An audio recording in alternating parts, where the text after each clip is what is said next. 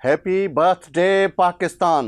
वतन जा आशिको तसवर करियो जेकॾहिं अवां अॼु दुश्मन जे क़ैद में हुजो ऐं सुबुह जो आज़ादु हुजो त कीअं लॻंदो।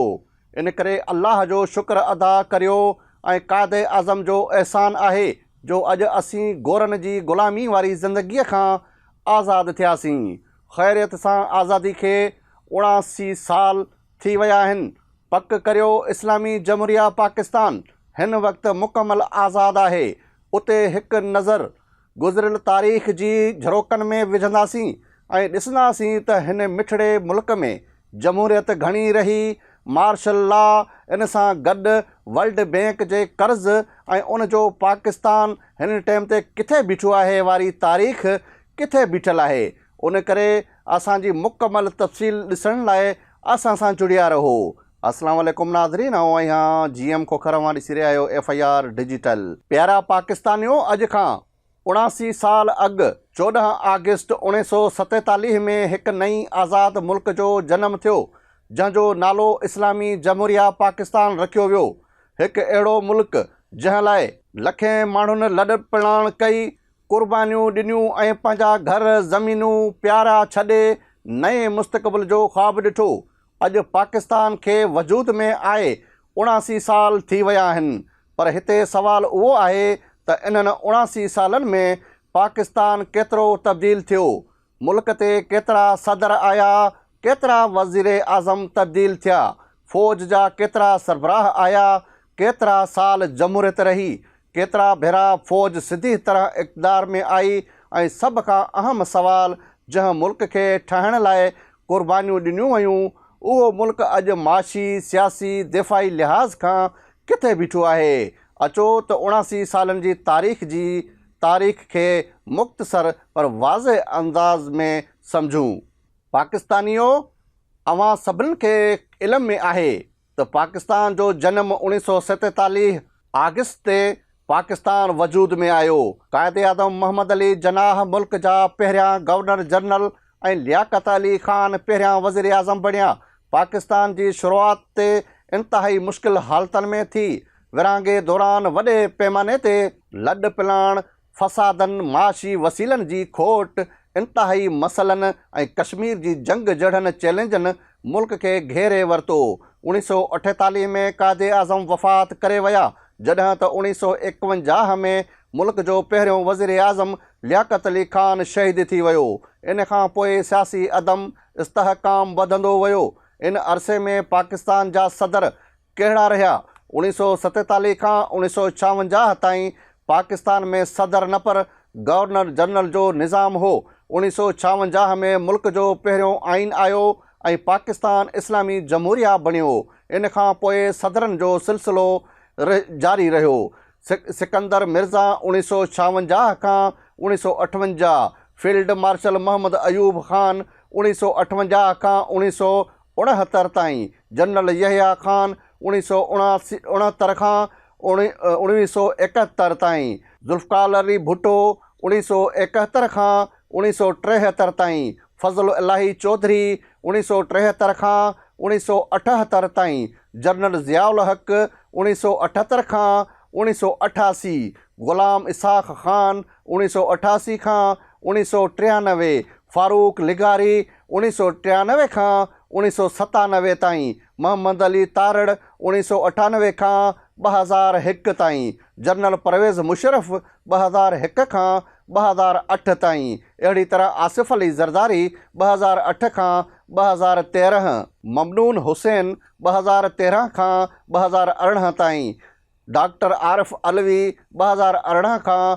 2024 ताईं, वरी सदर आसिफ़ अली ज़रदारी 2024 खां मौजूदा वक़्त ताईं पाकिस्तान जा सदर रहिया। पाकिस्तान जा वज़ीर आज़म 1947 खां अॼु ताईं कहिड़ा रहिया? लियाक़त अली ख़ान 1947 खां 1951, ख़्वाजा नाज़िमुद्दीन 1951 खां 1953 ताईं, मोहम्मद अली बोगरा 1953 खां 1955 ईस्वी ताईं, चौधरी मोहम्मद अली 1955 खां 1956 ईस्वी ताईं, हुसैन शहीद सरवंदी 1956 खां 1957 ताईं, इब्राहिम इस्माइल चंदीगढ़ 1957 खां, मलक फ़िरोज़ ख़ान नून 1957 खां 1958 ताईं। 1958 में वज़ीर आज़म जो उहिदो ख़तमु कयो वियो। अहिड़ी तरह 1971 खां नूरुल इनामीन मुख़्तसर अरसे लाइ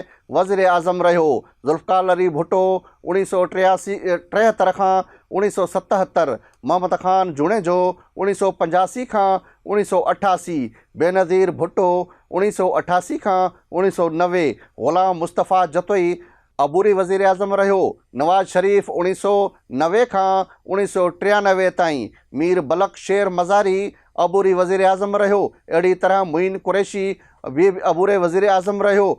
शहीद बेनज़ीर भुट्टो 1983 खां 1996 ताईं, मलक मेराजुल ख़ालिद अबूरी नवाज़ शरीफ़ 1997 खां 1999 ताईं। 1999 में परवेज़ मुशर्रफ इक़्तिदार संभाले वरितो। ज़फ़रुल्लाह ख़ान जमाली 2001 खां 2004 ताईं वज़ीर आज़म रहियो। चौधरी शुजात हुसैन मुख़्तसर अरसो शौकत अज़ीज़ 2004 खां 2007 ताईं। मोहम्मद मियां सूमरो अबूरी वज़ीर आज़म रहियो। यूसुफ रज़ा गेलानी 2008 खां 2012 ताईं। राजा परवेज़ अशरफ 2012 खां 2013 ताईं। मीर हज़ार ख़ान कोसो अबूरू वज़ीर आज़म रहियो। नवाज़ शरीफ़ 2013 खां 2017 ताईं। शाहिद खाकान अब्बासी 2017 खां 2018 ताईं।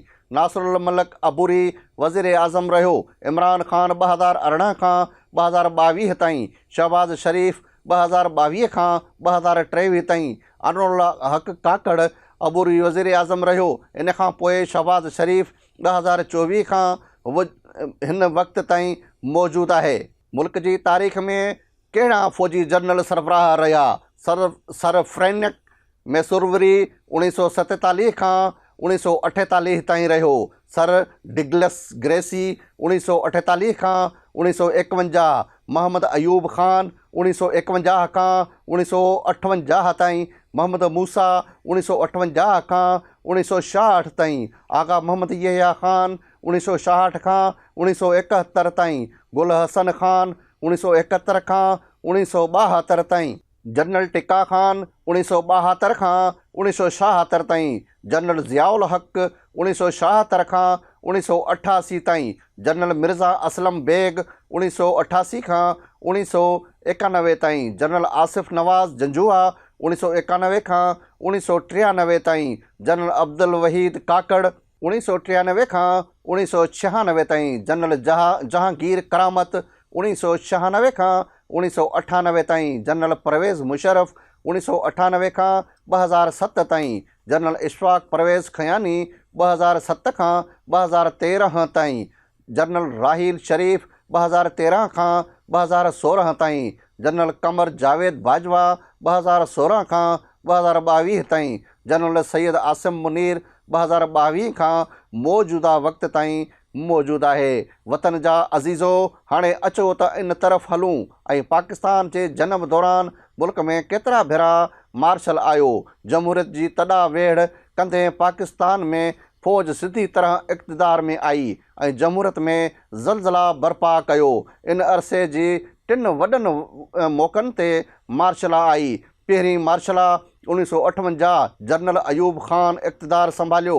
ॿी मार्शला 1977 में जनरल ज़ियाउल हक़ ज़ुल्फ़िकार अली भुट्टो जी हुकूमत ख़तमु करे इक़्तिदार संभालियो। टीं मार्शला 1999 में जनरल परवेज़ मुशर्रफ नवाज़ शरीफ़ जी हुकूमत ख़तमु करे इक़्तिदार संभालियो। पर 1999 वारी इक़्तिदार संभालण खे आम तौर ते फ़ौजी इक़्तिदार या फ़ौजी कब्ज़ो चयो वेंदो आहे।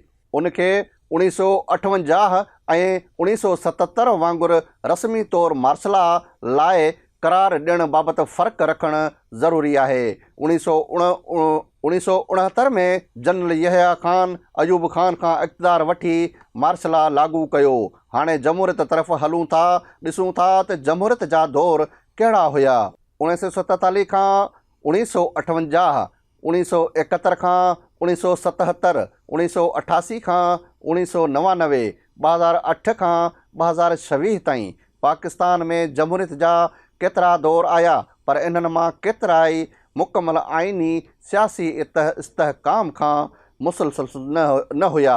तारीख़ जी वरक़नि मूजिबि वर्ल्ड बैंक खां पाकिस्तान केतिरो कर्ज़ु वरितो उन सां तारीख़ भरी पई आहे। पाकिस्तान 1950 ईस्वी में वर्ल्ड बैंक जो मेंबर थियो। वर्ल्ड बैंक जी जुलाई 2026 जी सरकारी मालूमात मूजिबि 1955 खां वठी पाकिस्तान खे $अरबें खां वधीक वर्ल्ड बैंक मदद फ़राहम कई आहे। इन दौर में पाकिस्तान केतिरा ई ॾुखिया दौर ॾिठा। 79 सालनि जी तारीख़ पाकिस्तान जंगियुनि 1971 जी सान्हे माशी बुहराननि, दहशतगर्दी, कुदरती आफ़तनि, ज़लज़लनि, ॿोॾनि, महांगाई, बेरोज़गारी ऐं तवानाई जहिड़े बहिराननि खे मुंहुं ॾिनो। पर उन सभ जे बावजूदु पाकिस्तान एटमी ताक़त बणियो, पंहिंजी दफ़ाई सलाहियत वधाई, वॾो इंफ्रास्ट्रक्चर तामीर कयो, आलमी सियासत में पंहिंजी अहमियत बरक़रार रखी। अॼु 2026 में पाकिस्तान पंहिंजी आज़ादी जा 79 साल मुकमल करे रहियो आहे। हिन वक़्तु मुल्क जी दफ़ाई क़यादत में हिकु अहम नालो फील्ड मार्शल सैयद आसिम मुनीर जो आहे। हू नवंबर 2022 खां आर्मी चीफ आहिनि, जॾहिं त 2025 में खेसि फील्ड मार्शल जे उहिदे ते तरक़ी ॾिनी वई। मई 2025 जी पाकिस्तान भारत फ़ौजी तकरार दौरान पाकिस्तान हुकूमत ऐं सदर तरफ़ां संदसि क़यादत ऐं फ़ौज जी कारकर्दगी खे साराहियो वियो। 2026 में पाकिस्तान ईरान अमरीका विच में ॻाल्हियुनि ऐं इलाक़ाई अमन लाइ सफ़ारती कोशिशुनि में पिणु पंहिंजो किरदारु अदा करण जी कोशिश कई। चीन सां स्ट्रेटेजिक लाॻापा, सऊदीअ सां दिफ़ाई, माशी सहकार ऐं इलाक़ाई सलामती जा मामला पिणु मौजूदा पॉलिसी जा अहम हिसा आहिनि। दिसंबर 2025 खां फील्ड मार्शल आसिम मुनीर खे CEOA सां गॾु चीफ ऑफ डिफेंस फोर्स जी ज़िम्मेवारी पिणु ॾिनी वई। हिन 79 सालनि में असां केतिरा ई सदर ॾिठा, केतिरा ई वज़ीर आज़म ॾिठा, केतिरा ई फ़ौजी सरबराह ॾिठा, जमहूरियत जा दौर बि ॾिठा, फ़ौजी हुक्मरानी जा दौर बि ॾिठा, जंगूं बि ॾिठियूं, दहशतगर्दी बि ॾिठी, कर्ज़ बि वरिता, माशी बहिरान बि ॾिठा। पर पाकिस्तान अॼु बि बीठो आहे। 79 सालनि जी तारीख़ जो सभ खां वॾो सबक़ु उहो आहे त मुल्क सिर्फ़ु हुक्मराननि सां मज़बूत न आहिनि थींदा। मुल्क मज़बूत इदारनि, मज़बूत मैशियत, इंसाफ़, तालीम, जमहूरियत, इतिहाद, अवाम जे एतमाद सां मज़बूत थींदा आहिनि। फ़ौज मुल्क जी दफ़ा लाइ ज़रूरी आहे, पार्लियामेंट जमहूरी निज़ाम लाइ ज़रूरी आहे, अदलिया कानून जी बालादस्ती लाइ ज़रूरी आहे ऐं सभ खां अहम अवाम पाकिस्तान जी असल ताक़त आहे। इन में को शक नाहे त 79 साल अॻु पाकिस्तान हिकु ख़्वाबु हो, अॼु उहो हिकु एटमी ताक़त आहे। 79 साल अॻु वसीलनि जी खोट हुई, अॼु असां वटि नौजवान आबादी, कुदरती वसीला, ज़रई ज़मीन, मदनियात, सामूंडी बंदरगाहूं ऐं दुनिया जे अहम जोग्राफ़ियाई हैसियत आहे। चैलेंज अॼु बि वॾा आहिनि, पर उमेद बि एतिरी वॾी आहे। अचो त 79 आज़ादीअ जी ॾींहं ते माज़ी जे ग़लतियुनि मां सबक़ु वठूं, मौजूदा कामयाबियुनि खे हक़ीक़तनि सां ॾिसूं, मुस्तक़बिल लाइ अहिड़ो पाकिस्तान ठाहिण जो अज़म करियूं जिते जमहूरियत बि मज़बूत हुजे, मैशियत भी मज़बूत हुजे, दिफ़ा भी मज़बूत हुजे, आवाम भी खुशहाल हुजे।